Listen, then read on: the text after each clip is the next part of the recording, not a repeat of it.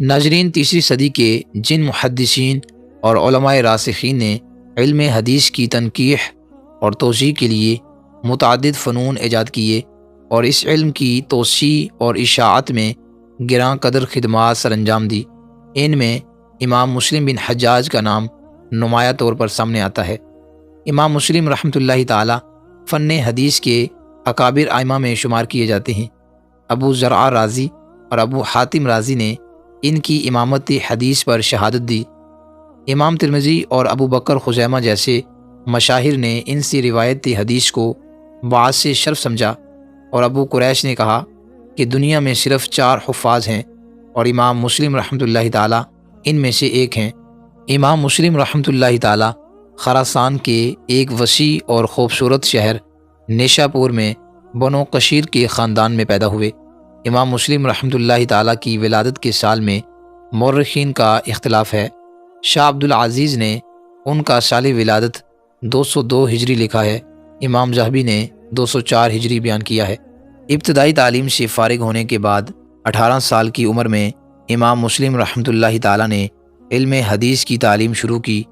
فن حدیث کو انہوں نے انتہائی لگن اور محنت سے حاصل کیا اور بہت جلد نیشا پور کے عظیم محدثین میں ان کا شمار ہونے لگا۔ امام مسلم رحمۃ اللہ تعالی سرخ و سفید رنگ، بلند قامت اور وجیحہ شخصیت کے مالک تھے۔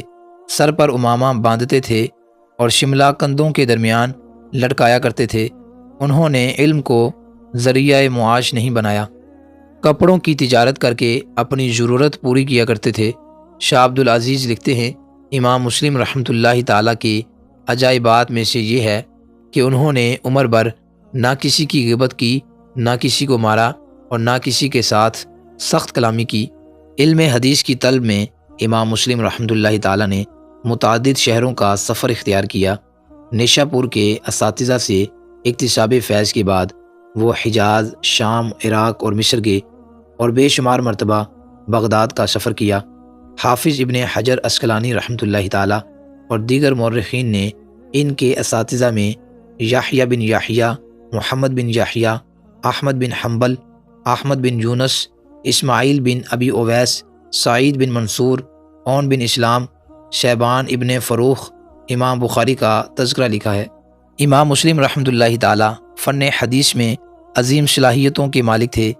حدیث صحیح اور سقیم کی پہچان میں وہ اپنے زمانے کے اکثر محدثین پر فوقیت رکھتے تھے، حتیٰ کہ بعض امور میں ان کو امام بخاری رحمۃ اللہ تعالی پر بھی فضیلت حاصل تھی، کیونکہ امام بخاری رحمۃ اللہ تعالی نے اہل شام کی اکثر روایات ان کی کتابوں سے بطریق مناولہ حاصل کی ہیں، خود ان کے مؤلفین سے سماع نہیں کیا۔ اس لیے ان کے راویوں میں امام بخاری رحمۃ اللہ تعالی سے بسا اوقات غلطی واقع ہو جاتی ہے، کیونکہ ایک ہی راوی کا کبھی نام ذکر کیا جاتا ہے اور کبھی کنیت۔ ایسی صورت میں بعض دفعہ امام بخاری رحمۃ اللہ تعالی ان کو 2 راوی خیال کر لیتے ہیں، اور امام مسلم رحمۃ اللہ تعالی نے براہ راست سماع کیا ہے، اس لیے وہ اس قسم کا مغالطہ نہیں کھاتے۔ ناظرین، امام مسلم رحمۃ اللہ تعالی کے وصال کا سبب بھی نہایت عجیب و غریب بیان کیا گیا ہے۔ حافظ ابن حجر عسقلانی رحمۃ اللہ تعالی لکھتے ہیں کہ ایک دن مجلس مذاکرہ میں امام مسلم رحمۃ اللہ تعالی سے ایک حدیث کے بارے میں استفسار کیا گیا۔ اس وقت آپ رحمۃ اللہ تعالی اس حدیث کے بارے میں کچھ نہ بتا سکے۔ گھر آ کر اپنی کتابوں میں اس حدیث کی تلاش شروع کر دی۔ قریب ہی کھجوروں کا ایک ٹوکرا ابھی رکھا ہوا تھا۔ امام مسلم رحمۃ اللہ تعالی کے استغراق اور انہماک کا یہ عالم تھا کہ کھجوروں کی مقدار کی طرف آپ کی توجہ نہ ہو سکی، اور حدیث ملنے تک کھجوروں کا سارا ٹوکرا خالی ہو گیا، اور غیر ارادی طور پر کھجوروں کا زیادہ کھا لینا ہی ان کی موت کا سبب بن گیا۔ اور اس طرح 24 رجب 261 ہجری اتوار کے دن شام کے وقت علم حدیث کا یہ درخشندہ آفتاب غروب ہو گیا، اور اگلے روز پیر کے دن خراسان کے عظیم محدث کو سپرد حق کر دیا گیا۔ ناظرین، امام مسلم رحمۃ اللہ تعالی سادہ دل درویش تھے اور علم و عمل کی بہترین خوبیوں کے جامعہ تھے۔ اللہ تعالیٰ نے انہیں ان کی خدمات کا بہترین صلہ عطا فرمایا۔ اللہ رب العزت آپ رحمۃ اللہ تعالی کی قبر انور پر کروڑوں رحمتوں کا نزول فرمائے۔